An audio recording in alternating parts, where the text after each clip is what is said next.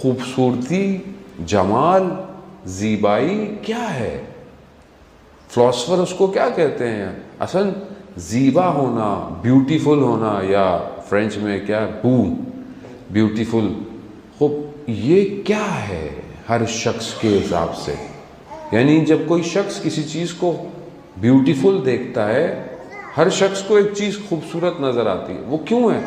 اس کا ایک نظم ہے، ایک طریقے سے ہے، ایک اس کے اندر ایک چیز ہے کہ جو اس کے اندر پائی جاتی ہے۔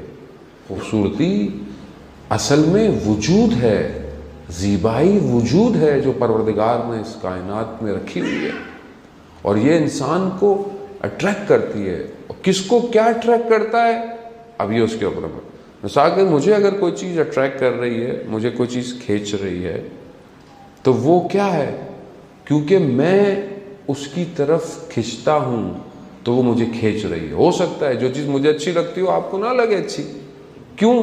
کیونکہ آپ کو اٹریکٹ نہیں کر رہی ہے۔ تو اس کا کیا مطلب ہے؟ یہ اس اٹریکشن یعنی جو زیبائی ہے، اس کے دو مفہوم ہیں، ایک صوری یعنی پکچر، فوٹو یعنی جو چیز آتی، اور ایک مانوی ہے، یعنی ایک انسان کے اندر کی خوبصورتی ہے جسے وہ دیکھ رہا ہے۔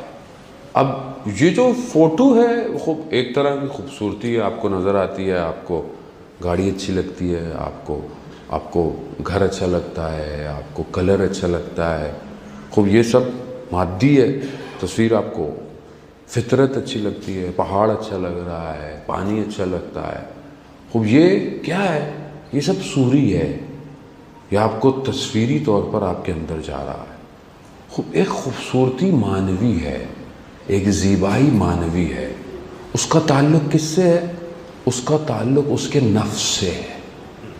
اس کا نفس کس کمال پر ہے، کتنے درجے پر ہے، کتنے لیول پر ہے۔ جتنا اس کا نفس ہائی درجات پہ ہوگا، اتنا اس کو خوبصورتی الگ نظر آئے گی۔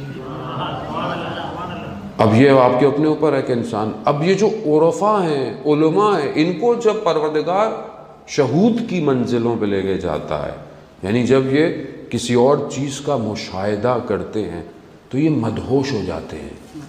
اصل یہ اس خوبصورتی میں اتنے مدہوش ہوتے ہیں کہ یہ پھر دوسری چیزیں ان کو نظر نہیں آتی ہیں۔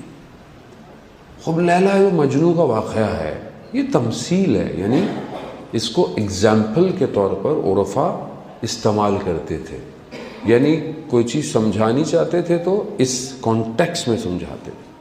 اب جب مجنوں کو کہا جاتا ہے کہ یہ دیوانہ ہو گیا، پھر کس کا؟ کہا لیلا کا۔ کہا کیوں؟ کہہ رہے جہاں بھی دیکھو تو کہتا ہے لیلا۔ اصل لیلا نہیں تھی ہر جگہ، رب کے جلوے اسے نظر آتے تھے، جس کو اس نے کہا لیلا ہے یہ۔ یعنی اگر وہ آئینے میں اپنے آپ کو بھی دیکھ رہا ہے تو وہ اپنا جمال دیکھ رہا ہے، اپنی خوبصورتی دیکھ رہا ہے، تبھی وہ کہتا تھا اصل لیلا ہے۔ لوگ کہتے تھے دیوانہ ہو گیا ہے۔ کیوں؟ کیونکہ جب ایک عاشق اپنے معشوق کے لیے دیکھتا ہے تو اس کو ہر چیز اسی سے جڑی ہوئی نظر آتی ہے، ہر چیز اس کو خوبصورت نظر آتی ہے۔ اگر میرا اصل ہدف وہ ہے، کیونکہ اصل وجود جو زیبا ہے وہ الہی ہے، اگر وہ مجھے مشکل دے رہا ہے، اگر میری زندگی میں کوئی مشکلات ہیں تو کیوں ہے؟ کیونکہ اس نے مجھ پہ نظر رکھی ہوئی ہے، کیونکہ وہ مجھے اصل اس نے مجھے چھوڑا نہیں ہے، وہ مجھے توجہ دے رہا ہے کہ تو میرا بندہ ہے، میں تجھے نہیں چھوڑ سکتا ایسے، تو غلطیاں کرتا ہے مگر میں چاہتا ہوں کسی طریقے سے پلٹ آ، اسی لیے میں تجھے مشکل دے رہا ہوں، تو کیوں پریشان ہو رہا ہے؟ تو اب یہ جو زیبائی ہے، عزیزان محترم، آیت اللہ مصباح یزدی فرماتے ہیں کہ اصل زیبائی، جمال اصل ماہیت نہیں ہے، اصل خود وجود ہے یہ، اور یہ وجود جب انسان اس کو درک کرتا ہے تو اس کے مراتب بڑھنا شروع ہو جاتے ہیں۔ یہی وجہ ہے مولائے کائنات جو ارشاد فرماتے ہیں کہ پروردگار میں جہنم کے خوف سے عبادت نہیں کرتا، میں جنت کے شوق میں عبادت نہیں کرتا، تو عبادت کے لائق ہے، میں تیری عبادت کرتا۔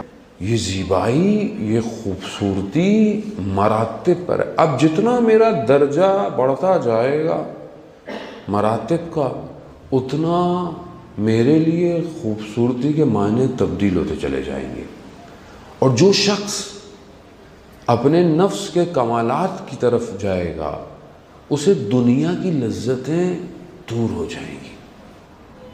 جمال شمس تبریز جائیں تو وہاں آیت اللہ شمس تبریز خیابون ہے، وہاں پر ایک مقبرہ ہے جمال تبریزی کا۔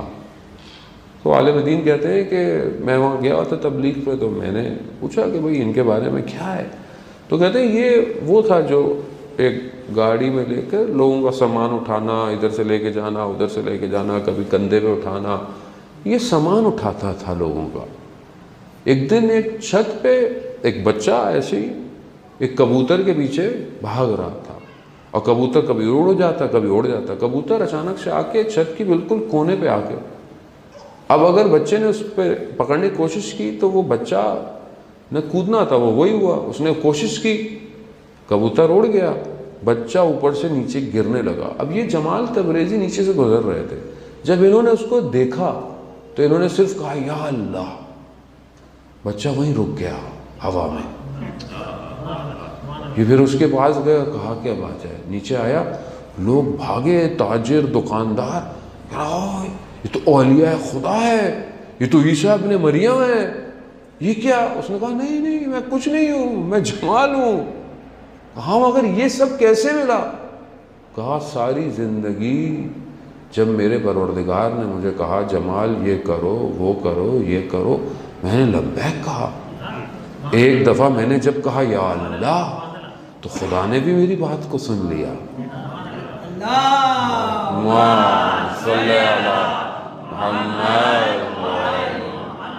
عزیزان محترم، خوب انسان اپنے اندر کے جمال کو ایکٹیویٹ کرے۔ پروردگار کیا کہتا ہے؟ پروردگار کہتا ہے ان اللہ، خود پروردگار کیا ہے؟ ان اللہ جمیل، پروردگار جمیل ہے، یحب الجمال، پروردگار خوبصورتی سے محبت کرتا ہے۔ خوب اسی لیے انسان آیتیں روایات کہتے ہیں خذوا زینتکم، جب تم مسجد میں جاؤ تو صاف ستھرے ہو کے جاؤ، زینت کے۔ ورتل القرآن ترتیلا، قرآن کو بہتر طریقے سے خوبصورتی سے پڑھو۔